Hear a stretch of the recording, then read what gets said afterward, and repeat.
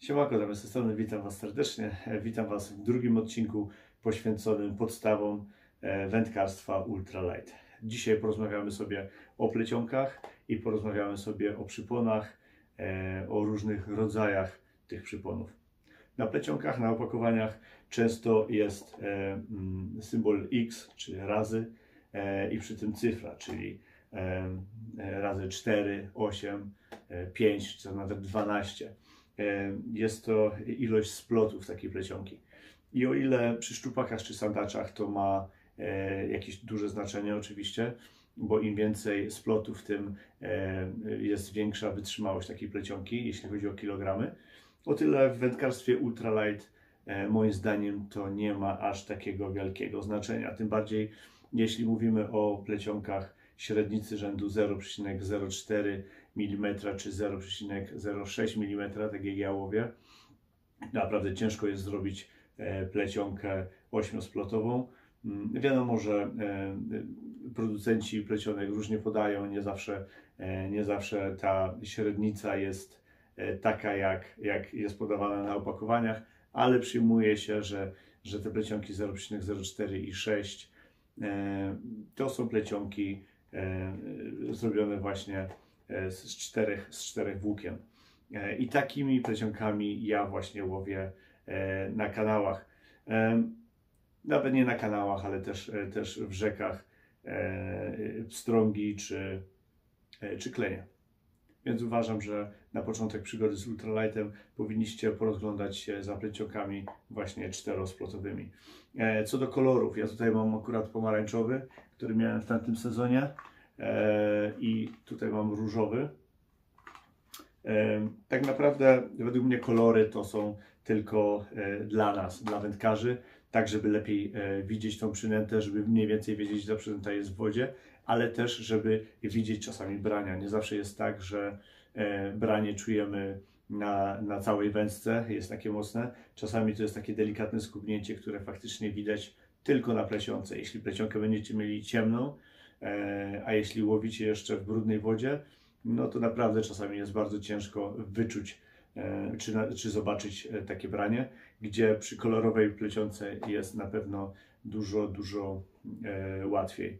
Fakt, że kolorowe plecionki mają to do siebie, że po jakimś czasie tracą kolor, no ale tak jest ze wszystkimi. Wszystkie tracą kolory, jedne tracą je szybciej, drugie wolniej, ale no tak się po prostu dzieje i to jest naturalne, więc tutaj nie ma co się dziwić, że się kupiło na przykład tanią plecionkę i po jakimś czasie, czy po niedługim czasie ta plecionka już po kilku wyjazdach nad wodę po prostu blednieje. No tak, blednie.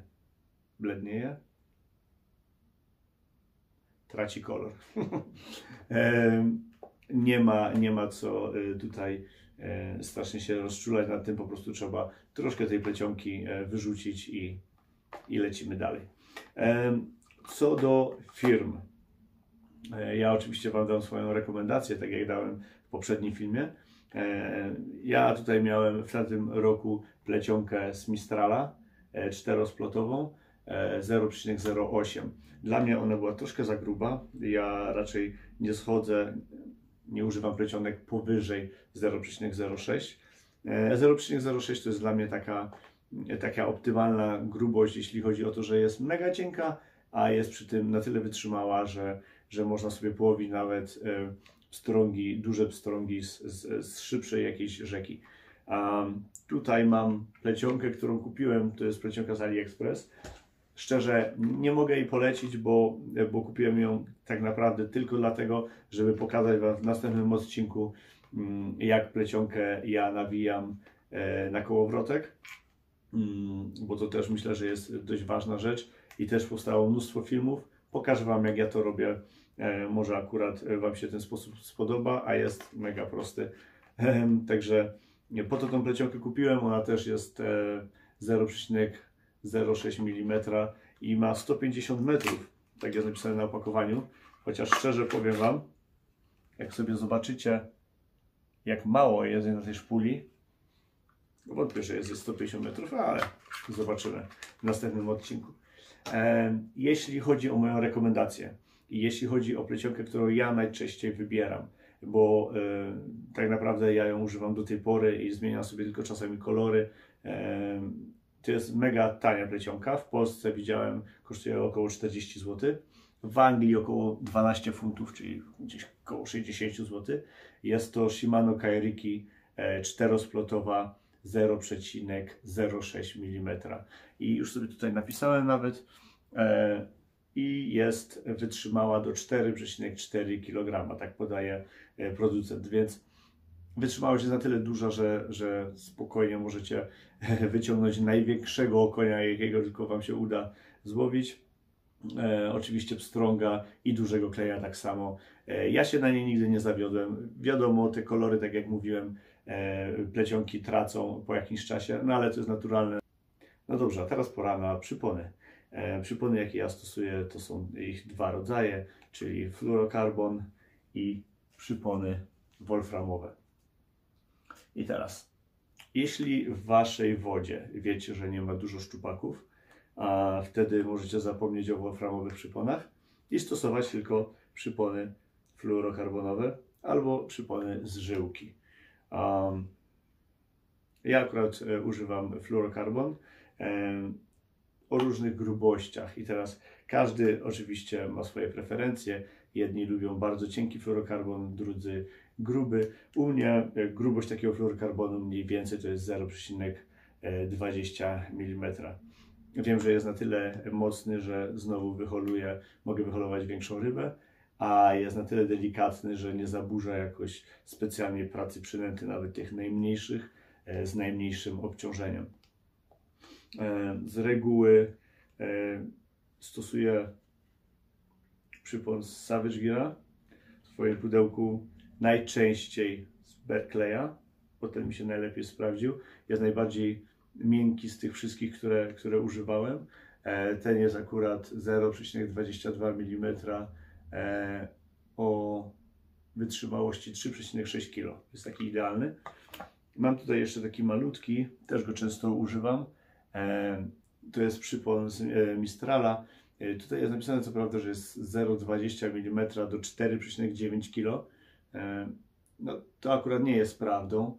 Prawdą jest, że jest mega cieniutki, ale jak na to jak cienki jest też fajnie wytrzymały. Więc jeśli mam naprawdę małe przynęty, to wtedy stosuję ten fluorokarbon, a jeśli mam normalne jakieś szady, jakieś raczki, coś gdzieś, gdzie będę dubał po dnie, a gdzie wiem, że mogą być jakieś zaczepy, to wtedy stosuję przypon z Berkeleya ten 0,22.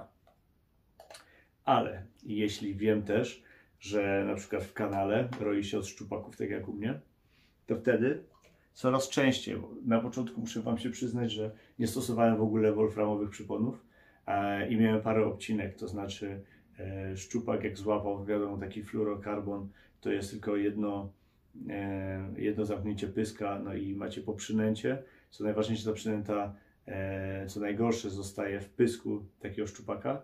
Fakt, że po jakimś czasie z reguły ta przynęta z tego pyska wypada, no ale tak czy inaczej nie powinno się tak zdarzyć, więc od jakiegoś czasu zacząłem stosować przypony wolframowe.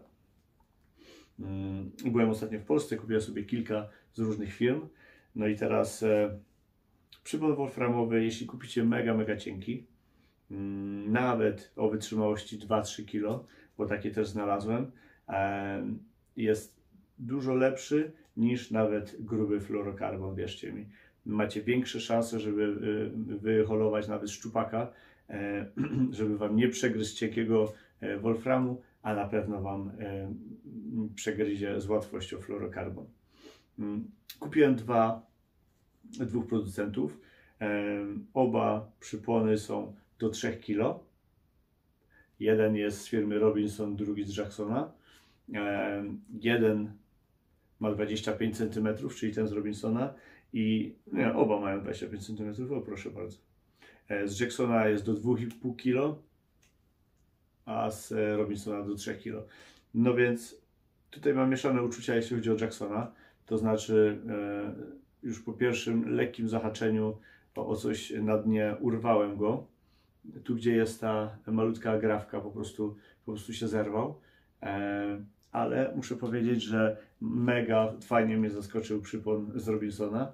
Przypon do 3 kg, mega cieniutki, dość miękki, także nawet taka malutka przynęta tutaj ten przypon jakoś tam nie zaburza jej pracy. Do 3 kg, ale tak jak mówię, warto założyć, jeśli są szczupaki. Ale ostatnimi czasy na Allegro kupiłem sobie z Perch Profesora zestaw na okonie. Ten zestaw to były haki offsetowe razem już z czeburaczkami, oczywiście przynęty, ale też, nie wiem czy widzicie, ale też przypon. Były 2 przypony w zestawie i te przypony mają 25 cm długości i 2 kg wytrzymałości. Są mega cieniutkie, a już jeden z nich używałem i wyholowałem kilka szczupaków na niego i się kompletnie nic z nim nie działo. Także myślę, że jak następny raz będę w Polsce, to na pewno poszukam sobie, bo nie mogłem nigdzie znaleźć, nigdzie indziej właśnie przyponów do 2 kg, czyli jak najcieńszych, jak najdelikatniejszych, a jednak zrobionych z wolframu, tak żeby szczupak sobie nie mógł z nim poradzić, albo żeby miał mniejsze szanse na to, żeby sobie z nim poradzić, bo jednak jeśli 25 cm to tak naprawdę to jest nic. Szczupak może z łatwością takie 25 cm zamknąć w pysku, no a później już jest tylko plecionka, z którą sobie na pewno poradzi. Więc, no ale tak jak mówię, lepiej mieć coś takiego, niż później żałować i później myśleć, że kurde, jednak mogę założyć wolframowy przypon. No dobrze, omówiliśmy sobie w tym odcinku, chyba krótszy odcinek niż poprzedni, omówiliśmy sobie plecionki, omówiliśmy sobie przypony. Myślę, że w następnym odcinku, co zrobimy, pokażę Wam, jak nawinąć, albo jak ja nawijam plecionkę na kołowrotek i pokażę Wam węzły. Tak naprawdę to jest jeden węzeł, którego się musicie nauczyć, jeśli jeszcze go nie znacie, i tym węzłem możecie sobie poradzić w każdej sytuacji. Także myślę, że o tym będzie następny odcinek, a przy okazji węzłów pokażę Wam też agrafki, jakie stosuję. A co do agrafek, to mam małą niespodziankę, bo w Polsce czeka na mnie handmade'owa agrafka, którą mnóstwo ludzi polecało na grupach ultralight. Troszkę niestandardowa z wyglądu jak dla mnie, bo ja używam takich klasycznych agrafek, a ta jednak jest troszkę inna, ale myślę, że to będzie coś fajnego i coś, co warto będzie Wam pokazać i dla Was też to będzie interesujące. Także zostańcie ze mną, mam nadzieję, że podobał Wam się film. Jeśli tak, to proszę zostawcie subika, zostawcie łapkę w górę, a ja zapraszam już Was następnym razem na następny film. Trzymajcie się, połamaj, hej.